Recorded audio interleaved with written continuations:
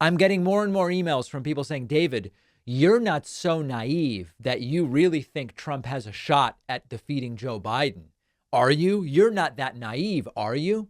Let me give you some context. In 2016, 2 weeks before the election, a week before the election, I looked at the map and I said Trump has no path to this, not to this victory against Hillary Clinton. And I was wrong.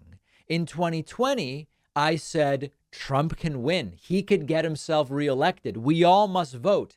And I got some emails from viewers saying, David, you're being alarmist. You're understating Biden's chances. Biden's got this thing wrapped up.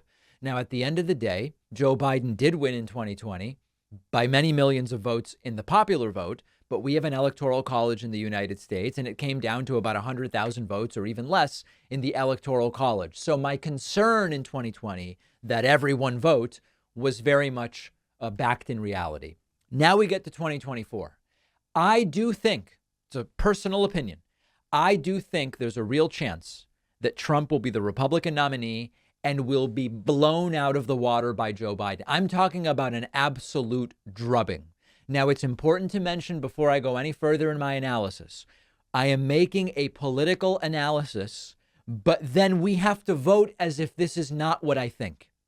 No one should be dissuaded from voting because of what I'm about to tell you. Let's discuss. You look at polling, and it certainly seems really tight. You look at, so this is a Michigan poll, but we'll start with general election polls. You look at Insider Advantage, and it's Biden 45, Trump 44. That is super tight. You look at Morning Consult, and it's Biden 44, Trump 41.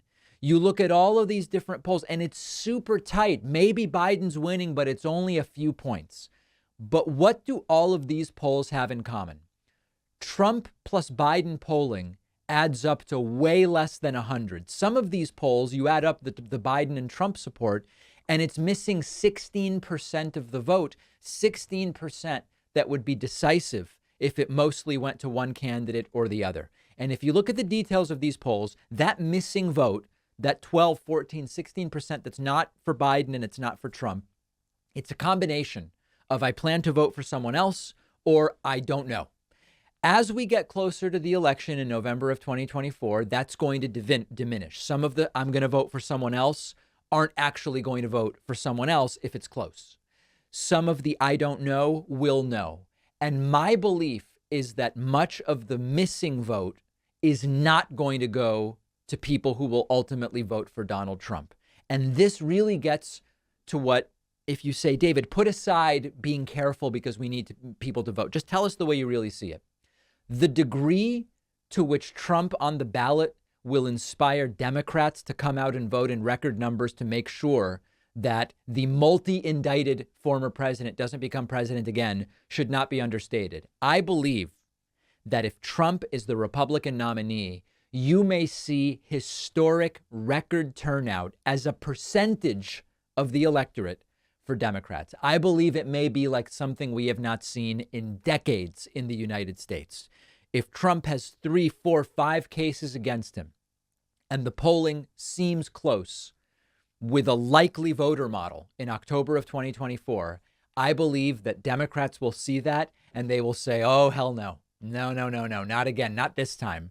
And that you will see explosive turnout from Democrats. So on a personal level, I think that if it is Biden versus Trump, Biden crushes Trump in a way not even remotely reflected in the polling if you look at the polling today. But that's not how we plan our approach or our individual voting decisions. We must get out the vote.